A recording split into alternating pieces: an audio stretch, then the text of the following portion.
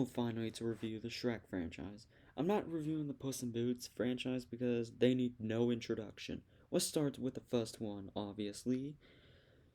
With, but yeah, Shrek still holds up as a masterpiece. The animation looked absolutely gorgeous. Shrek and Donkey are such a hilarious duo together. The score is beautiful. The jokes were absolutely funny, like the fucking onion joke. Like, layers. Onions have layers. Ogres have layers. It has lots of memorable moments from start to finish. Princess Fiona is such a great character, and I honestly prefer her in human form. Sorry. Lord Farquaad is such an amazing villain.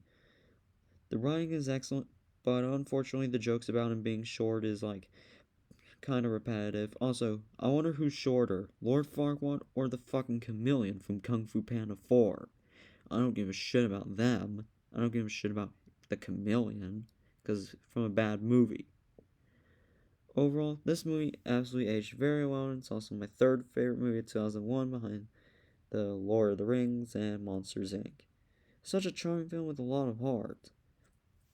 And now the second one, the actual GOAT. On this day, it has a fantastic soundtrack. Beautiful score that is just like the score from the first one. Pretty much it has more funnier jokes besides the one had. Especially like the ones like, are we there yet? No! Fairy Godmother is such an incredible villain. Honestly, I actually do like Prince Charming in this movie more, where he's not fucking insufferable here, like he is in the god awful third movie. It has even better animation looking.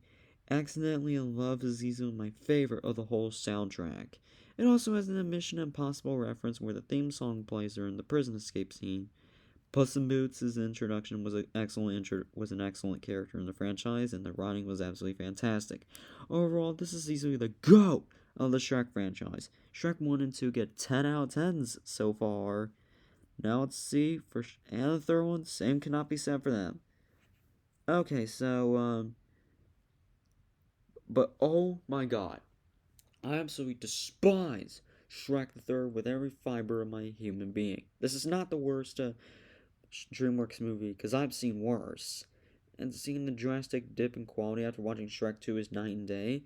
I actually understand, and actually, my friends, even fucking Shay Frillis despises this installment and decides to ignore it altogether and just immediately skip to Forever After. As a standalone movie, it's completely forgettable and funny as best. But as a Shrek movie, like this is supposed to be, this is not a Shrek movie. This is a shit movie. It's the most dreadful, boring, unfairly smelly, and nasty movie that is a disgrace to Shrek as a whole. I say this with no exaggeration. This is up there with one of the worst sequels of all time next to Cars 2 and Ralph Breaks the Internet. But to anyone who likes those movies, your opinion is handled. But let's start off with my issues. For whatever reason, this feels like nothing but a bad, glorified Shrek fanfiction that was written by a 12-year-old who thought he could make a better movie than Shrek 2, and for whatever DreamWorks decided to greenlight it, and like, the story is ass, and it feels like everyone's just throwing stuff at this wall right here and hoping something would stick, but it doesn't.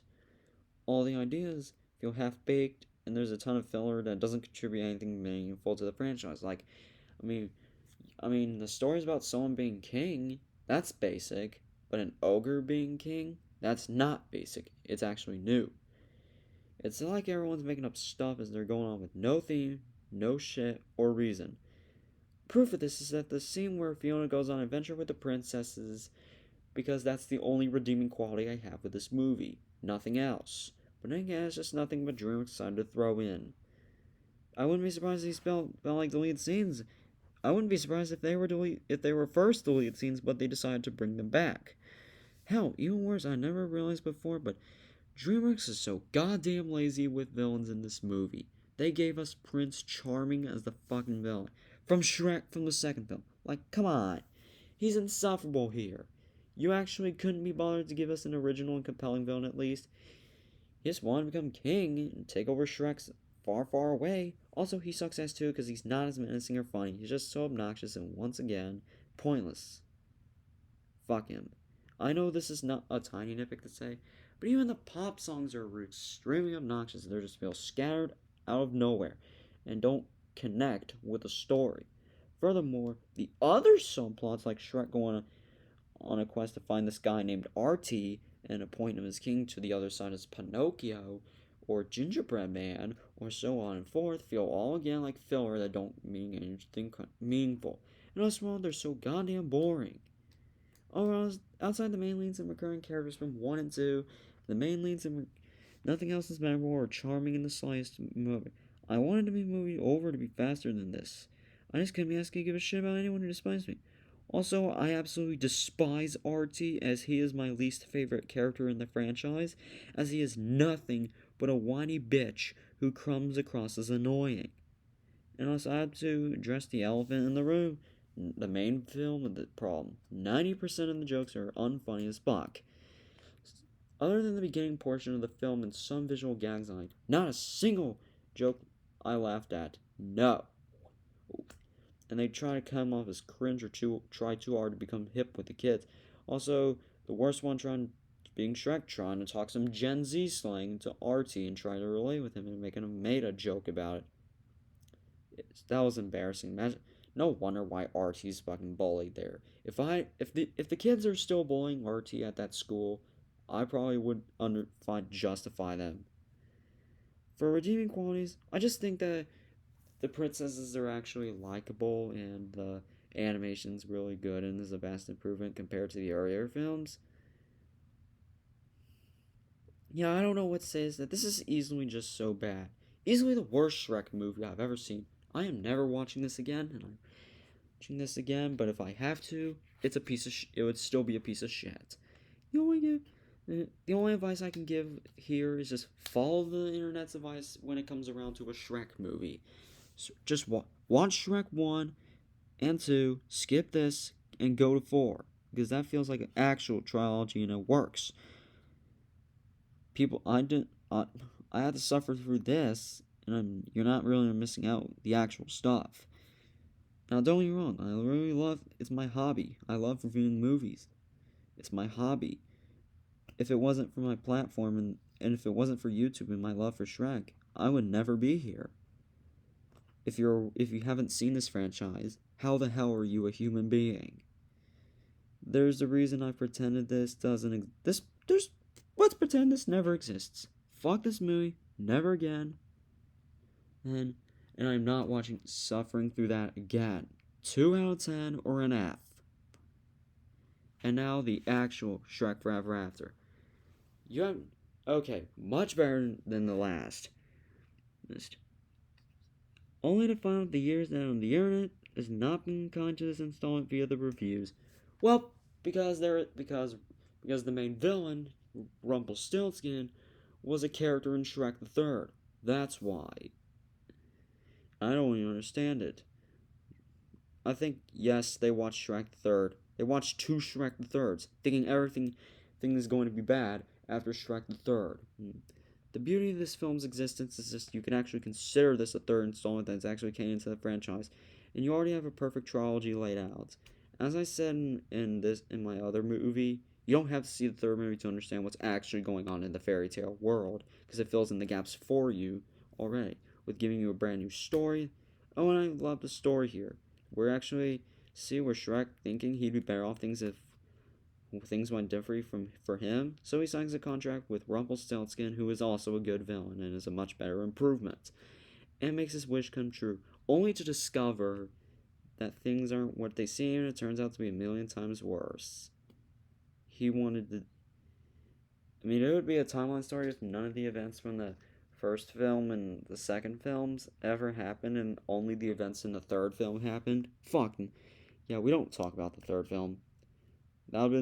This would have been a bad movie if they mentioned anything about Shrek the Third. Speaking of which, Rumpelstiltskin is such a great antagonist, up there as the best villains in his Shrek, next to Fairy Godmother, of course. And I'm not going to include Death, because he's Death. And Death is not actually a villain, he's just doing his job. And I can't believe I have to teach this to everybody. And the actual villain is Big Jack Horner.